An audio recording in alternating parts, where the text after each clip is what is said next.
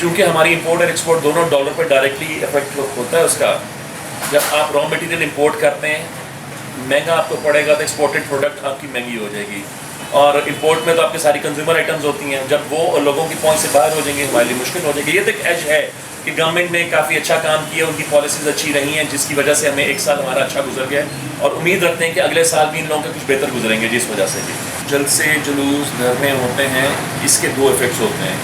سب سے پہلا ایفیکٹ آتا ہے آپ کے امیج کے اوپر کہ ہم کیا امیج دنیا میں دے رہے ہیں. اس لیے کہ جس وقت کبھی کوئی دھرنا وغیرہ ہوتا ہے شاید میڈیا کی طرف سے تو اتنی جلدی چیز باہر نہ آتی ہو, مگر ہم لوگ ہی خود ہی ویڈیو کلپس بنا کے نا دنیا میں وائرل کرنا شروع کرتے ہیں, دیکھو جی یہ ہو رہا ہے.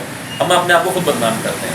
ایک تو سب سے بڑا ہمارا ایشو یہ آتا ہے. سیکنڈلی ہماری اکانومی کے اوپر بہت بڑا فرق آتا ہے. میں برادر روڈ پہ بیٹھا ہوں اور آپ کو پتہ ہے برادر روڈ ایشیا کا ہب ہے. کوئی پاکستان کی انڈسٹری ایسی نہیں ہے جس کا تعلق ڈائریکٹلی اور انڈائریکٹلی ہمارے ساتھ نہ ہو. تو جب دھرنا ہوگا ایکسیس لوگوں کا یہاں ختم ہو جائے گا, پیچھے آپ کا مشینری چلنی بند ہو جائے گی. اس لیے اس سوئی سے لے کے مشینری تک ہر چیز آپ کی یہاں سے ملنی ہے, اور آپ لوگوں نے آفٹر مارکیٹ میں تو چیزیں لینی ہوتی ہیں جو مرضی ہو. تو جب دھرنا ہوگا آپ کا ایکسیس نہیں ہو سکے گا یہاں پر لوگوں کے آنے کا, تو آپ کے لیے بہت مشکل ہو جاتی ہے یہاں پر بھی. تو اکنامکلی بھی ہم لوگ مار کھا جاتے ہیں, ہم لوگ پولیٹیکلی بھی مار کھاتے ہیں, اور ہمارا امیج سب سے بڑا جو پرابلم ہے سافٹ امیج ختم ہو جاتا ہے. ٹھیک کے حوالے سے میں یہ کہوں گا جی کہ چاہے گورنمنٹ ہو چاہے ہم لوگوں کو, ہم لوگ ہینڈ ان ہینڈ چلنا پڑے گا. اس لیے کہ اکیلی گورنمنٹ کوئی کچھ نہیں کر سکتی ہے. وہ صرف پالیسی ضرور بنا سکتی ہے کہ جی ہم لوگ چیزوں کو یوں لے کے چلیں, مگر پالیسیز کو امپلیمنٹ بھی تو ہمارے اوپر ہی کرنا ہے بیٹھ کے. ہم لوگوں کو گورنمنٹ کو سافٹ کارنر دینا پڑے گا. ہم لوگوں کو اپنی ملک کی ڈیولپمنٹ کے لیے اچھے امیج کے لیے کام کرنا پڑے گا.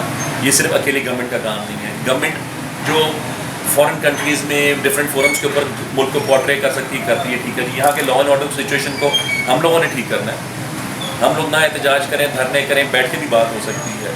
تو بیسٹ طریقہ کار یہی ہوتا ہے کہ ایسی پالیسیز بنائی جائیں اور جو اسٹیک ہولڈرز ہیں ان کو بیچ میں ڈال کے بنائی جائیں تاکہ کل کو دھرنے نہ ہوں. اب ریسنٹلی آپ کو یاد ہوگا کہ تقریباً 4 سال پہلے پرابلم آئی تھی سیکشن چیپٹر 84-85 کی امپورٹ کے اوپر. گورنمنٹ نے abruptly due to shortage of dollars انہوں نے کہا جی کہ یہ پیمنٹس ان 2 چیپٹرز کی نہیں ہوگی, ویئر ایز پاکستان کی کوئی انڈسٹری ان 2 چیپٹر سے بغیر چل ہی نہیں پاتی تھی.